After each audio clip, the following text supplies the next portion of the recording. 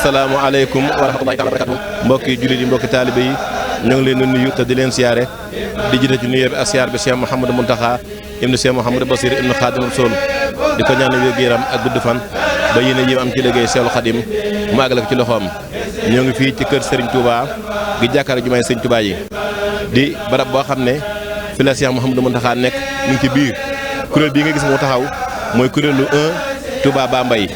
di waajal Cheikh Mouhamadou Mountakha Mbacké mu génn ñu ànd ak moom di ko gunge ba mu dugg ci biir salle bi nga xam ne fi lay jàng xasida yi tey jii nag kuréel bu mag bi nga xam ne mooy kuréel 1 Hizbut Tarqiyyah moo war a jàng kon noonu la njàng mi tëddee waaye nag boo xoolee kër gi mbooloo bu bare nga fi teew moo xam ci baas bi la moo xam ci biir salle bi fépp ñëpp nga toog di teewlu ku màgg ku tedd ki nga xam ne mooy Cheikh Mouhamadou Mountakha ci ak teewloom ak teewam loolu nag day loo xam ne yàgg na ci saanu murit ndax nii rek la Sëriñ Tuubaa daa dundale ci njaareem loolu nag mooy liggéey bu am solo boo xamante ni murit yi kenn ku nekk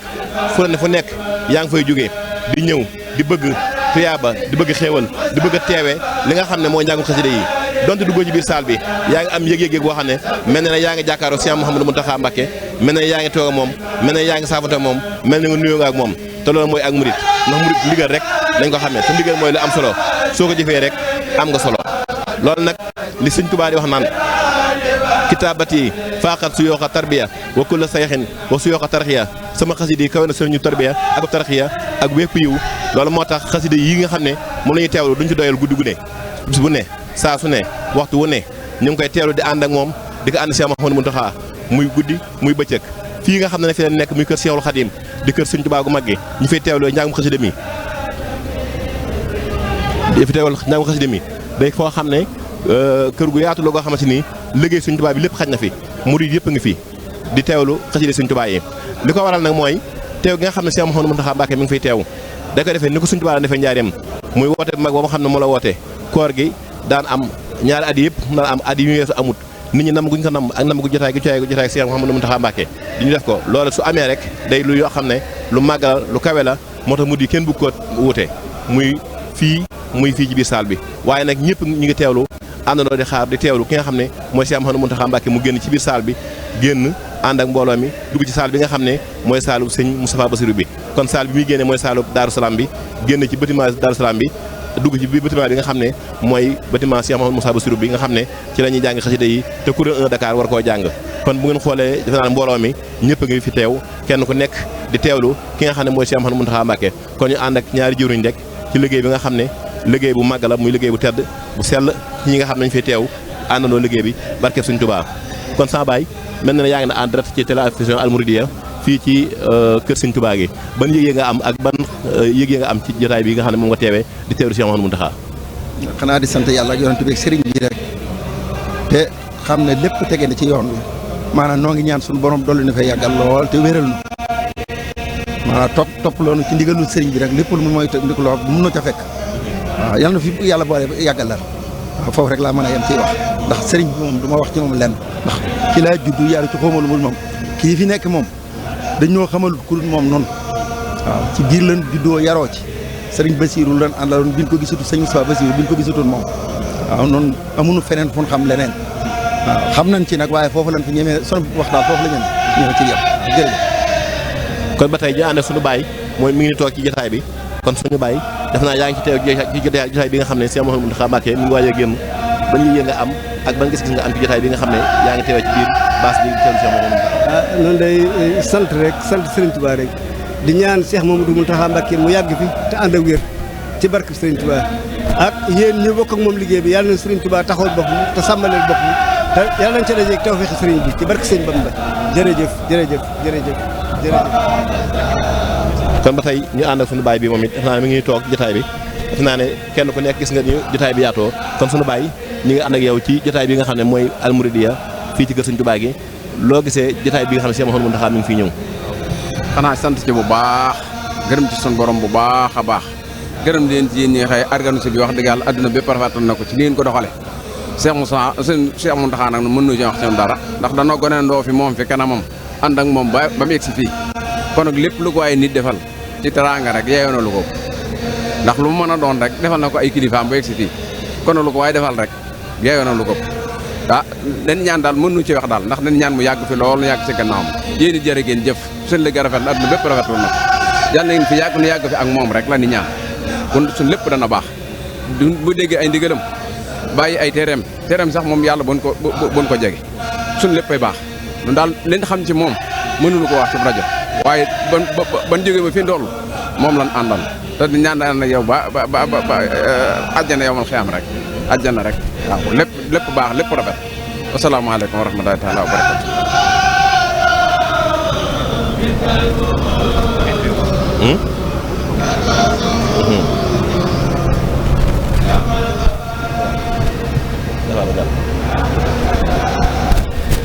waaw kon boo tey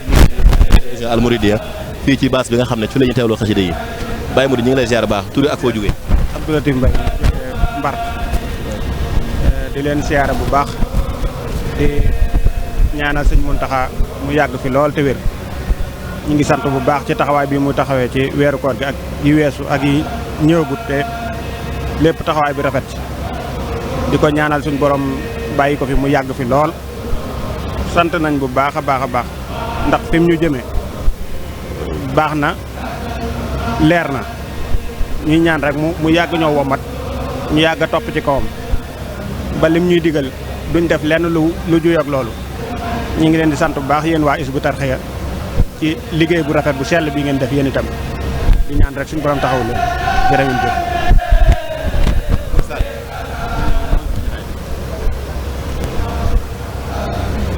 waaw asalaamaaleykum sëñ maa ngi siyaar bu baax a baax di leen ñaanal gudd fan di ñaanal sëñ Muntaxa mu yàgg fi lool te ànd ak wér sant nañ bu baax ñi ngi rafetlu bu baax seen liggéey it ak seen taxawaay daal baax na jërëjëf jërëjëf.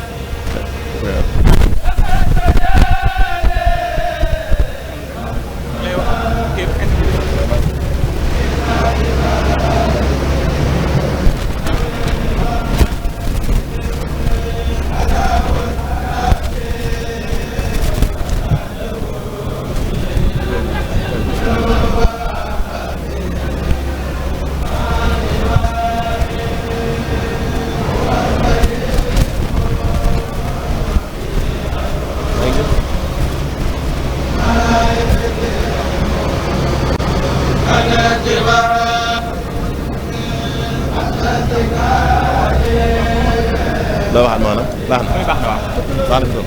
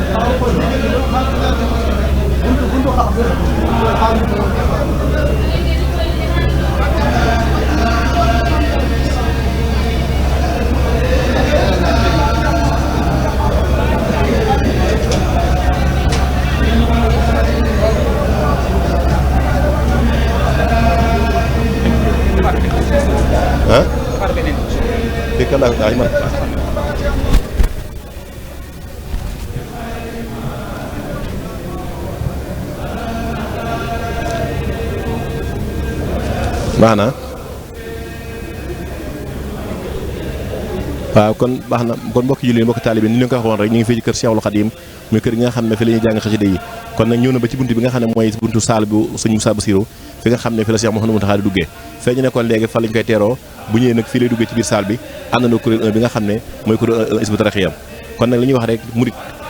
am kilifaay la am solo boo ko amee am nga solo soo ko amul amoo solo ku wéeru yow ba max te murit xamuñu ko lu ndigal jëfe ndigal lañ ko xamee moo tax tey jii bi nga xamee si wax na ne kat saal bi nañ ko may ñi nga xam ne ñooy kilifa yi maas ñëpp maas nañ ci bàyyi saal bi ak kilifa yi li ci des ku ñëw rek dugg ci baas bi toog te boo toogee yaa ngi mel ne yaa ngi jàkkaarloo Cheikh Mouhamadou Mountakha Mbacké te loolu mooy li am solo li sëñ Média wax ne nañ ànd déggoo def gën nangoo tey bañ a tàggoo ba àjjana waay nañ teg bët ci kër yi teg bët ci dugg ci kër tëdd ci la am àjjana waay nañ dëgg ndànk tànk yi ndànk ba na ko teg ci àjjana waay kon day lu am solo loo xam ne ni murit moom fu ñu ko fekk rek li koy jariñ mooy loolu te sëñ Touba amul lu dul liggéeyal ko liggéey sëñ Touba moo am njariñ boo ko liggéeyal li nga bëgg lépp da nga ko am boo xoolee bi mu nekkee Gabon am na bis boo xamante ni mi ngi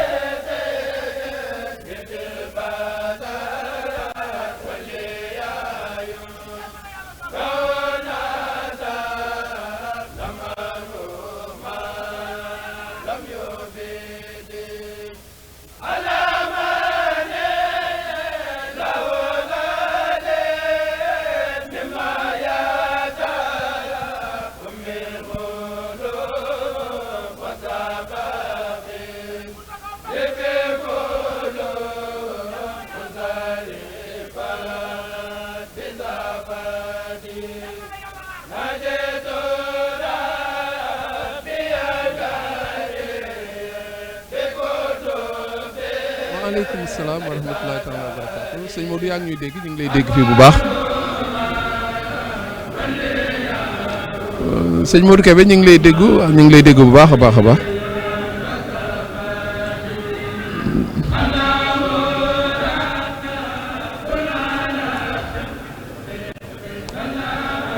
waaw sëñ Modou jërëjëf gannaaw bu ñu leen nuyoo ziar ñëpp di sant ci teewlu gi ngeen teewlu seen programme Al Mouridiyyah tey nag programme bi dafa mel ne kuréel 1 bu Hizbut Tarqiyyah ñoom ñoo ko aye kuréel 1 Hizbut Tarqiyyah ku ko dégg mooy kuréel bi nga xam ne sëñ Ablaye Diop moo koy jiite nga xam ne ossature bi Dakar la nekk waaye nag li ëpp ci ñoom dëgg la Dakar la nekk mais am na yeneen ñoo xam ni dañoo bokk ci yeneen daara te nekk ci njàng mi loolu nag ñoom ñoo ayawaat tey jotoon nañu ñëw kon dañuy ñëwaat tey ñoom ñoo war a jàng kuréel gi nga xam ne tamit moo war a gàttandu sëñ bi gunge ko ba mu àgg ci barabam mooy kuréel Hizbut Tarqiyyah bu Bambey kon loolu mooy programme bi xam naa ni bu ma joxee kàddu gi sëñ Abdou Lahad Ndiaye mi ma dalal dana leen mën a faram-fàcce li nga xam ne mooy programme bi fi war a ñëw.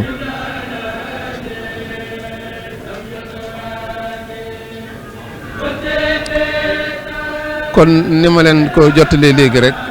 kon tey ñu ngi dalal sëñ Abdou Lahad Ndiaye muy kenn koo xam ne dafa bokk ci kuréelu Hizbut Tarqiyyah bu mag bi nga xam ne sëñ Ablaye Diop moo koy jiite bu ñu waxee kuréel 1 dëgg la ñi ci ëpp Dakar lañ féete waaye am na ci ñoo xam ni Touba lañ nekk am na ci ñoo xam ni Tëngéej am na ñu nekk ci yeneen daara ñoom ñëpp ñu fekk kon day mel ne bu ñu naan kuréel national mooy kuréel national bi mooy kuréel bu mag bi.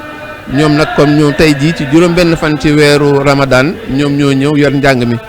kon ma jox sëñ Abdou Lahad Ndiaye moo faram-fàcceel leen li nga xam ne mooy programme gi kon sëñ Abdou Lahad ñëpp ñu ngi lay teewlu nga jox ñu programme bi nga xam ne tey moom ngeen ñu andil gannaaw bu ma fàttalee ne waa Hizbut Tarqiyyah bu Bambey ñoom ñooy ngeen dégg ñuy jàng noonu di gàttandu sëñ bi bu jàng mi noppee ñoom ñooy gungewaat sëñ ba mu àgg barabam kon ñu teewul sëñ Abdou Lahad mu jox ñu li nga xam ne mooy programme bi. asalaamaaleykum wa rahmatulah sëñ Mansour ñu ngi ziare bu baax a baax di leen ndokkale ci weer wi ñu nekk di ñaan yàlla sunu borom nu yàgg koo teewee kon day mel ni liggéey bi ni ñu ko daan wéyale fan yii yëpp ci kuréel yi day mel ni tey kuréel Hizbut Tarqiyyah moom moo ñëwaat bu dee ci wàllu programme bi yaa xayra day fin la ñuy ubbee wàkk sëñ Massamba buñ paree teg ci raayee sëñ Alaaji Siise maraam yee indallaay mahabin nabi madatu yadulillaahi sëñ Boole Mbay ak Rabbi Ahmadou sëñ Samba Niass ak alhamdulilahi lazi yu jaas yi Boole Mbay bu ñu paree teg ci farij moom la ñuy tëjee yaakaar naa loolu mooy programme bi tey. sëñ Abdou Lahad jërëjëf ñu ngi lay sant bu baax ci leeral gi nga xam ne leeral nga ñu programme bi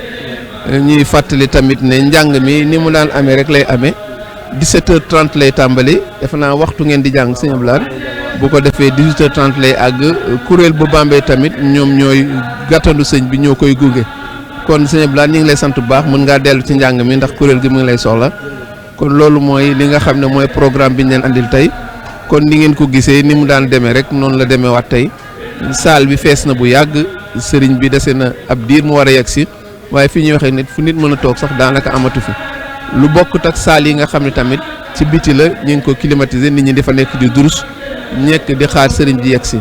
kon dafa mel ne balaa yàgg sëriñ bi dana yegg si xanaa ñu def ab tënk rek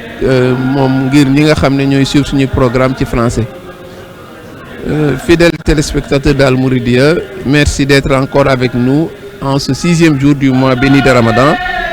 Ce mois qui consacre le jeûne du Ramadan, qui est un pilier de l'islam et qui est un moment important dans l'islam, qui est une série de jours dans laquelle le musulman doit faire abstinence. Et abstinence dans tout ce qui peut rompre ou corrompre son jeûne. C'est également une occasion pour surcharger ces moments, n'est-ce pas, d'adoration, de ferveur. Et cerise sur le gâteau, le vénéré Khalif nous a offert un programme et qui vient de très loin, un programme qui est incrusté dans le legs laissé par le vénéré Cheikh Ahmadou Bamba, puisqu'on sait que lors de son séjour, les 15 années qu'il avait passées à Diourbel, il avait l'habitude de faire vivifier ce mois de Ramadan par des actes d'adoration intenses, mais également par la psalmodie de Khassaïd, par la lecture du Saint-Coran, mais le tout ponctué par la distribution de repas du moment du rupture jusqu'au moment de l'abstinence. Je crois que ce sont des choses qui ont été bien ressassées par les doyens d'âge dans les écrits. On peut songer à Seigneur Mohamed Lamine Diop Dagana qui l'a bien relaté dans ses écrits. Et c'est également le Khalif dont le souci permanent est de faire en sorte que les musulmans puissent remplir leur besace de bienfaits, puisque le Ramadan est une occasion de promotion où notre Seigneur décuple à souhait tous les bienfaits qu'il accorde aux musulmans. Lui qui en a déjà assez fait, puisqu'il a dit que pour chaque bonne action, il l'élève au coefficient 10, mais pour le moment du Ramadan, mais les choses peuvent être décuplées jusqu'à 70 000 fois. C'est pourquoi donc, pour ne pas rater cette occasion pour remplir notre compte de bienfaits, pour ne pas rater cette occasion pour remplir notre besace de bienfaits, le Khalif a à cœur de concocter un programme comme celui-ci pour que les gens puissent être là, puisque les gens puissent être concentrés, pour que les gens puissent être dans ce qui peut favoriser, n'est-ce pas, l'obtention de cet agrément, n'est-ce pas, qui est la chose qui fait courir tout musulman. Aujourd'hui encore, en ce 6e jour du mois de Ramadan, nous sommes le 19e du mois d'avril, c'est un lundi, et le Ramadan, donc, les jours sont en train de s'égrener un par un, mais, n'est-ce pas, le cadre reste le même, le protocole reste immuable, les gens sont attachés, n'est-ce pas, à toutes ces vertus qui vont de faire avec le Ramadan, et c'est pourquoi, n'est-ce pas, ils ont à cœur de venir très tôt, n'est-ce pas, s'installer dans la salle. On a pu augmenter d'autres salles, mais il n'empêche que le nombre est bien insuffisant, la place est bien suffisante. On en redemande chaque jour et vous le voyez, tout le monde, n'est-ce pas, est impatient de voir le Khalif, n'est-ce pas, arriver. Nous avons l'immense, l'incommensurable bonheur de le voir sur cet écran. Il s'achemine dans la salle avec tout son entourage, n'est-ce pas? Et c'est toujours un protocole qui est toujours le même chaque jour, mais les gens en redemandent toujours. Et c'est le moment évidemment de prier encore de chef pour que notre Seigneur lui accorde une longue vie et une très bonne santé. Lui qui a à cœur de faire revivre ce legs laissé par son vénéré à elle, qui est son maître spirituel, Cheikh Ahmadou Bamba, qui au plan des écrits est un être inclassable. On sait que dans le répertoire qui nous est proposé, on peut voir beaucoup d'écrits qui sont consacrés au Ramadan, mais on ne saurait classifier le Cheikh parce qu'au plan de l'écrit,